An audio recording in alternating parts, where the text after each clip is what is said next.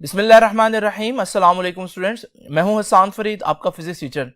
Students, आप लोग जानते हैं कि चैप्टर नंबर 13 जो है वो हम कंप्लीट कर चुके हैं। अब बारी आती है चैप्टर नंबर 13 के एक्सरसाइज के शॉर्ट क्वेश्चंस की। तो आइए जरा देखते हैं कि पहला शॉर्ट क्वेश्चन जो है उसकी स्टेटमेंट क्या कहती है। स्टूडेंट्स, 13.1 की स्टेटमेंट क्या कहती है, आइए जरा देखते हैं। A potential difference is applied across the ends of a copper wire. एक कॉपर की वायर है और उसके गिर्द हमने पोटेंशियल डिफरेंस लगा दिया। पोटेंशियल डिफरेंस का क्या मतलब है कि हमने कॉपर वायर के साथ बैटरी अटैच कर दी। अब बैटरी लगाएंगे तो उसमें से करंट बहेगा, करंट बहेगा तो वो जो अंदर चार्जेस होंगे उनकी कोई ना कोई स्पीड तो होगी। वो ये पूछता है कि what is the effect on drift velocity of free electron. वो जो अंदर इलेक्ट्रॉन्स हैं उनकी ड्रिफ्ट वेलोसिटी पर क्या फर्क पड़ेगा अगर हम ये काम करें और अगर हम ये काम करें। अब ये काम क्या है जी, if we increase the potential difference, अगर हम पोटेंशियल डिफरेंस बढ़ा दें तो ड्रिफ्ट वेलोसिटी जो है वो उसको क्या फर्क पड़ेगा। स्टूडेंट्स, उसको जानने से पहले आपको ड्रिफ्ट वेलोसिटी का फॉर्मूला आना चाहिए। ड्रिफ्ट वेलोसिटी का फॉर्मूला जो है वो आपकी बुक ने डिस्कस नहीं किया, मैं अब आपको बताता चलूं। ड्रिफ्ट वेलोसिटी जो है, जिस वेलोसिटी से चार्जेस मूव कर रहे होते हैं वायर के अंदर, वो बराबर होती है I ओवर एन ई ए। ये फॉर्मूला आप लोगों के लिए फेमिलियर नहीं होगा क्योंकि आपकी बुक ने इसको डिस्कस नहीं किया, लेकिन याद रखिए कि स्टूडेंट्स, इलेक्ट्रॉन जिस स्पीड से मूव कर रहे होते हैं उसे ड्रिफ्ट वेलोसिटी कहते हैं। और वो जो ड्रिफ्ट वेलोसिटी है वो I ओवर एन ई ए के बराबर है। I क्या है, यहां पर करंट है, N जो है वो नंबर ऑफ इलेक्ट्रॉन्स जितने होंगे, E जो है वो एक इलेक्ट्रॉन पर चार्ज होगा, और इसी तरह जो है A वो हमारे पास एरिया ऑफ द वायर है। नाउ स्टूडेंट्स, हम लोग ये भी जानते हैं ओहम्स लॉ के मुताबिक, ओहम्स लॉ क्या कहता है, V is equal to I R और I is equal to V over R। ये ओहम्स लॉ का फॉर्मूला है, I is equal to V over R। मैं इस I की जगह अगर V ओवर R पुट कर दूं तो ये बन जाएगा I की जगह V, और वो जो R है वो नीचे आ जाएगा, तो ये I की जगह V ओवर R पुट कर दिया मैंने। अब ये फॉर्मूला हमारे पास बन गया, इसको मैं फिर से एक दफा नीचे लिख देता हूं।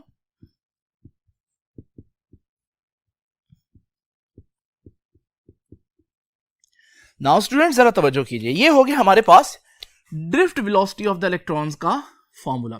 अब इस फॉर्मूले से हम कैसे पता लगाएंगे ये अब हम देखते हैं जी। तो दोबारा देखिए वो क्या कह रहा है, इंक्रीजिंग द पोटेंशियल डिफरेंस। अगर मैं पोटेंशियल डिफरेंस बढ़ाऊं तो ड्रिफ्ट वेलोसिटी को क्या फर्क पड़ेगा। स्टूडेंट्स, ये है ड्रिफ्ट वेलोसिटी, ये है पोटेंशियल डिफरेंस, और दोनों ही ऊपर आ रहे हैं, जिसका क्लियर मतलब यह है कि ड्रिफ्ट वेलोसिटी और पोटेंशियल डिफरेंस का तो आपस में डायरेक्ट रिलेशन है। यानी अगर मैं पोटेंशियल डिफरेंस को बढ़ाऊंगा तो वायर में मौजूद इलेक्ट्रॉन्स की वेलोसिटी, ड्रिफ्ट वेलोसिटी भी बढ़ जाएगी। तो यही हमारे पास नतीजा हुआ इसका। तो इंक्रीजिंग द पोटेंशियल डिफरेंस से क्या होगा, तो इसका रिजल्ट आया कि drift velocity increases by increasing potential difference. Drift velocity potential difference के बढ़ने से बढ़ती है। और स्टूडेंट्स, ये बात आप देख भी सकते हैं, अगर आपके पास एक वायर के अंदर जो है वो इलेक्ट्रॉन्स हो और आप उसके साथ एक बैटरी अटैच कर दें और उसके साथ एक लोड भी अटैच कर दें, जैसे कोई बल्ब। अब ये बैटरी आप देख रही है 3 वोल्ट की बैटरी है, इसकी वजह से जब इलेक्ट्रॉन्स मूव करेंगे तो आप देखेंगे बल्ब जो है वो ग्लो करेगा। लेकिन अगर मैं इस 3 वोल्ट की बैटरी की जगह 9 वोल्ट की बैटरी लगा दूं, यानी कि पोटेंशियल डिफरेंस बढ़ा दिया मैंने, इसका नतीजा ये होगा कि जब आप इसको कनेक्ट करेंगे तो जो इलेक्ट्रॉन्स हैं उनको ज्यादा पुश मिलेगा और वो बड़ी तेजी से मूव करेंगे और हमारे पास बल्ब का ग्लो बढ़ जाएगा। बल्ब का ग्लो बढ़ने का मतलब यह है कि अंदर मौजूद इलेक्ट्रॉन्स जो है उनकी स्पीड जो है वो बढ़ गई है। तो आप लोग देख सकते हैं कि हमारे पास जो पोटेंशियल डिफरेंस अगर हम बढ़ाएं तो drift velocity of the electrons बढ़ जाती है। अच्छा जी, नेक्स्ट चीज देखते हैं। अगर हम ये काम करें तो ड्रिफ्ट वेलोसिटी को क्या फर्क पड़ेगा। ये काम क्या है जी, decreasing the length and temperature of wire. अगर हम टेम्परेचर भी कम कर दें और लेंथ भी कम कर दें तो क्या फर्क पड़ेगा। आइए, ये जो फॉर्मूला था ना जो मैंने अभी लिखा, इसको मैं एक दफा फिर से यहां पर आपके सामने लिख दूं कि ड्रिफ्ट वेलोसिटी किसके बराबर है, V over n e A R. ये वही फॉर्मूला है जो मैंने पहले भी आप लोगों के सामने लिखा। अब जरा देखें, सबसे पहले तो आप नोट करें कि मैं कर क्या रहा हूं। मैं लेंथ कम कर रहा हूं, लेंथ को कम कर रहा हूं और टेम्परेचर को भी कम कर रहा हूं। अब लेंथ को भी कम करूंगा, टेम्परेचर को भी कम करूंगा, इससे फर्क क्या पड़ेगा? स्टूडेंट्स याद रखिएगा, मैंने आप लोगों को एक चीज पढ़ाई थी और वो थी रेजिस्टेंस का फॉर्मूला। रेजिस्टेंस किसके बराबर होती है? रेजिस्टेंस का फॉर्मूला होता है रो एल ओवर ए। यह है रेजिस्टेंस का फॉर्मूला। और रेजिस्टेंस का आप ताल्लुक देख रहे हैं किसके साथ आ रहा है? लेंथ के साथ डायरेक्ट ताल्लुक है। यानी कि जब मैं यहां पर आपको बोल रहा हूं कि मैं लेंथ कम कर रहा हूं, स्टेटमेंट जो कह रही है डिक्रीजिंग द लेंथ, तो मैं उससे नतीजा निकाल रहा हूं कि जब मैं लेंथ कम करूंगा, अब क्योंकि लेंथ तो इस फार्मूले में है नहीं ना, इसलिए मैं लेंथ का इफेक्ट रेजिस्टेंस के इफेक्ट से जोड़ूंगा। जब मैं लेंथ कम करूंगा तो यह फार्मूला बता रहा है कि लेंथ के कम होने से रेजिस्टेंस कम होगी। और फिर दूसरी बात वो क्या कह रहा है? डिक्रीजिंग द टेम्परेचर, टेम्परेचर भी कम करना है। और टेम्परेचर के बारे में भी हम ये बात जानते हैं कि टेम्परेचर का भी रेजिस्टेंस के साथ डायरेक्ट ताल्लुक है, यानी अगर आप टेम्परेचर कम करेंगे तो भी रेजिस्टेंस कम होगी। ये दो बातें बहुत इंपॉर्टेंट है जो मैंने आप लोगों के साथ शेयर किए यहां पर। अब इन दो बातों से मैं क्या नतीजा निकालूंगा? देखें, decreasing the length and decreasing the temperature. Decreasing the length also decreases the resistance, decreasing the temperature also decreases the resistance. इसका मतलब क्या हुआ? इन दोनों बातों का नतीजा यह हुआ कि रेजिस्टेंस कम होती है। ठीक है जी, तो मैं ये बात लिख देता हूं कि decreasing length and temperature decreases the resistance, उसकी रेजिस्टेंस को कम कर देती है। और अब देखते हैं ड्रिफ्ट वेलोसिटी को क्या फर्क पड़ेगा। तो खुलासा यह है कि ये जो रेजिस्टेंस है ये कम हो गई, तो रेजिस्टेंस तो नीचे आ रही है, जब ये कम होगी तो ड्रिफ्ट वेलोसिटी बढ़ जाएगी स्टूडेंट्स। तो याद रखिएगा, हमारे पास ऊपर वाले फार्मूला से पता चल रहा है कि हेंस ड्रिफ्ट वेलोसिटी इंक्रीजेस, बढ़ जाएगी।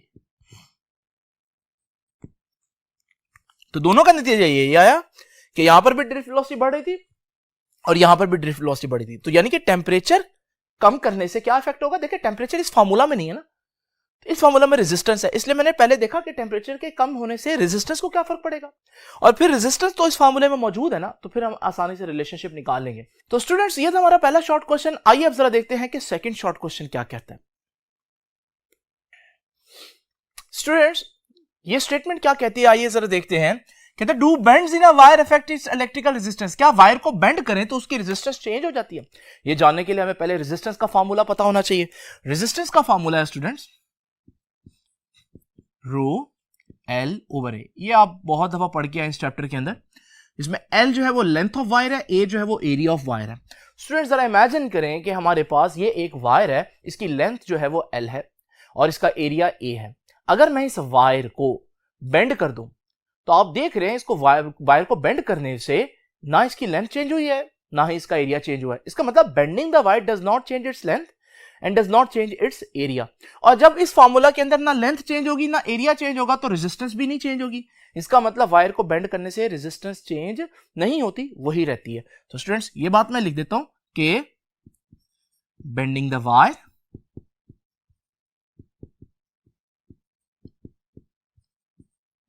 does not alter का मतलब चेंज कर देना, does not alter its length or cross sectional area।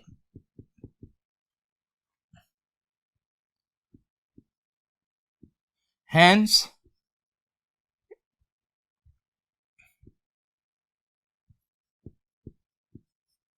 resistance does not change। तो रेजिस्टेंस भी चेंज नहीं होगी। और स्टूडेंट्स, ये बात मैं यहां पर भी लिख देता हूं क्योंकि उसने पूछा do bends in a wire affects electrical resistance, तो हम कहेंगे no bend in a wire do not affect electrical resistance.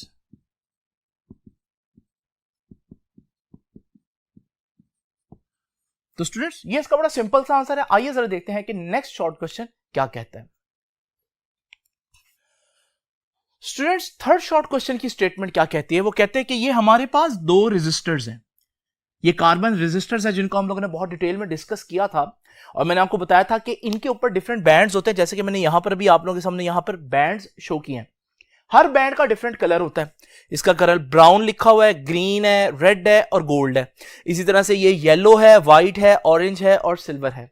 In colours की मदद से हम बता सकते हैं इनकी रेजिस्टेंस कितनी होगी, यानी कि इनकी रेजिस्टेंस इनके ऊपर लिखी नहीं होती, इनका कलर ही बता रहा होता है कि इनकी रेजिस्टेंस क्या होगी। अब इनकी रेजिस्टेंस कितनी होगी ये कलर कैसे बताएगा, इसके लिए मैंने आप लोगों को बताया था कि आपकी बुक में एक टेबल बना हुआ है। ये टेबल जो है वो आपको पता होना चाहिए। ये टेबल के अंदर आपको हर कलर का एक कोड नजर आ रहा है, जैसे फॉर एग्जांपल ब्लैक का जो कोड है वो 0 है, ब्राउन का जो कोड है वो 1 है। इस तरह से ये पूरी लिस्ट है। ये कोड आपको याद होना चाहिए। वहां पर मैंने आपको बताया था कि किस तरह से याद करना है। यहां हम सिर्फ इसको सॉल्व करते हैं स्टूडेंट्स। तो आइए जरा देखते हैं कि पहला जो हमारे पास कार्बन रेजिस्टर है इसकी रेजिस्टेंस क्या होगी। देखिए, अगर आप यहां गौर से देखें, इसका पहला बैंड ब्राउन है और अगर आप देखें उस टेबल के अंदर तो ब्राउन का जो कलर कोड है वो 1 है। इसका मतलब इसका कलर कोड पहले मैं लिख लेता हूं और वो है 1। इसी तरह से स्टूडेंट्स जो ग्रीन है, अगर आप ग्रीन का कलर कोड देखें उसके अंदर तो वो 5 नजर आएगा। और इसी तरह से अगर आप रेड का कलर कोड देखेंगे तो उसी टेबल में रेड का कलर कोड 2 नजर आएगा। अब गोल्ड का क्या है वो मैं आपके पास बाद में डिस्कस करता हूं, पहले मैं इनके दफा कलर कोड्स लिख लूं। इसी तरह स्टूडेंट्स ये है येलो, व्हाइट और ऑरेंज। अभी येलो का जो कलर कोड नजर आएगा वो 4 होगा।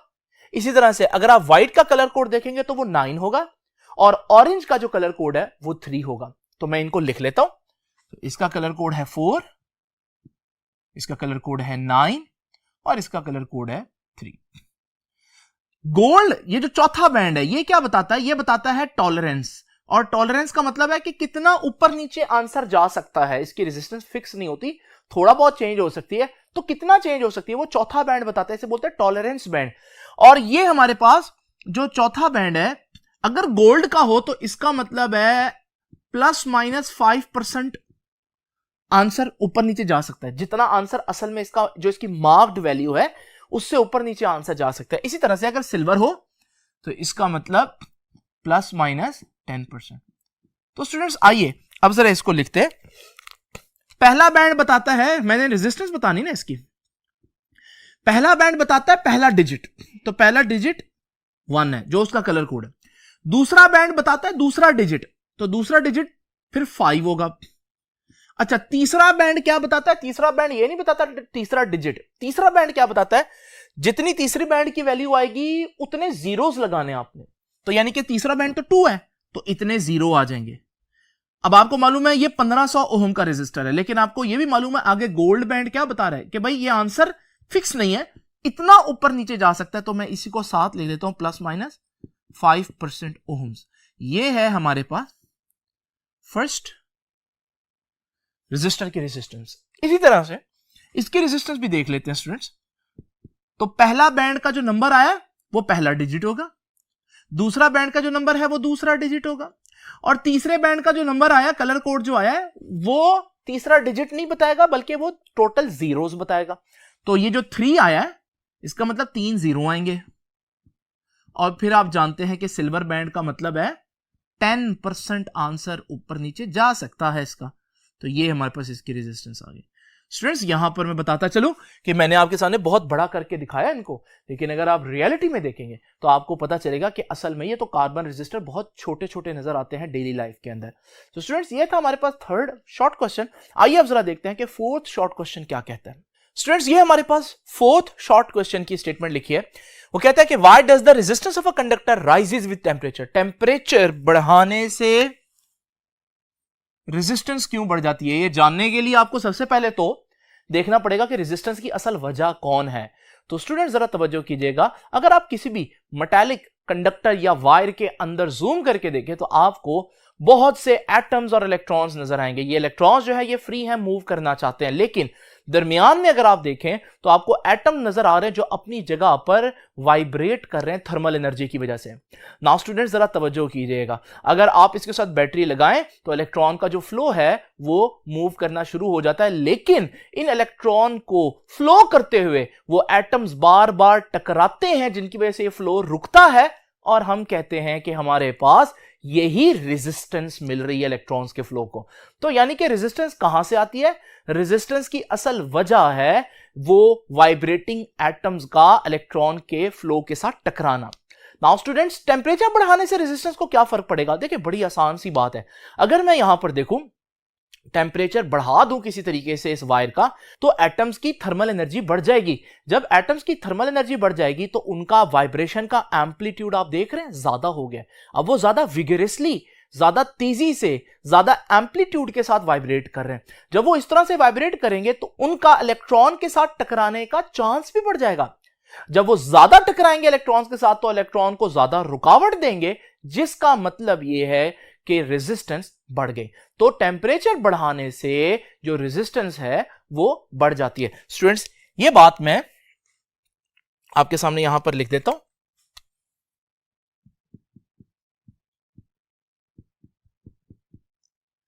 सबसे पहले तो आपको इसका आंसर लिखना है, टेम्परेचर बढ़ाने से रेजिस्टेंस बढ़ी है या कम होगी? तो आप कहेंगे कि बाय इंक्रीजिंग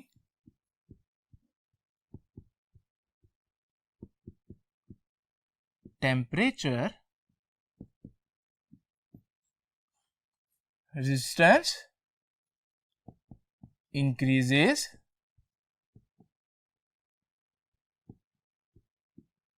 तो टेम्परेचर बढ़ाने से रेजिस्टेंस बढ़ गई। लेकिन इसको जस्टिफाई कैसे करेंगे, इसकी रीजन क्या लिखेंगे?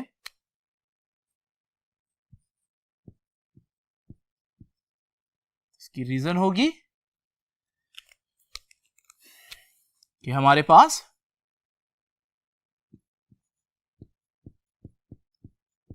रेजिस्टेंस की वजह क्या है। सबसे पहले तो आप ये बताएंगे कि resistance to flow of electron is because of collision between free electrons and vibrating atoms। वो जो एटम्स वाइब्रेट कर रहे हैं और फ्री इलेक्ट्रॉन्स, उनके दरमियान कोलिजन की वजह से आती है रेजिस्टेंस, और फिर जब हम टेम्परेचर बढ़ाते हैं तो ये कोलिजन बढ़ जाता है। तो याद रखिएगा, when temperature is increased,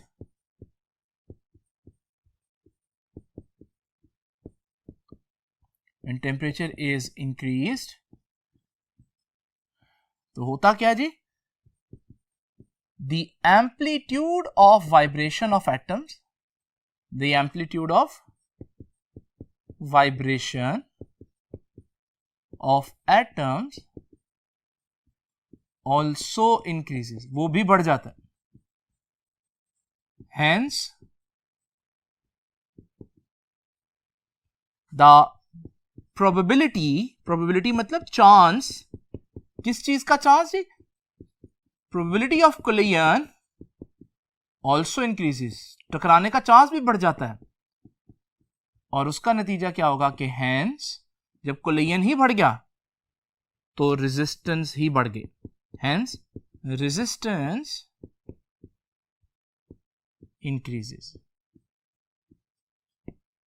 तो ये है स्टूडेंट्स हमारे पास फोर्थ क्वेश्चन का आंसर।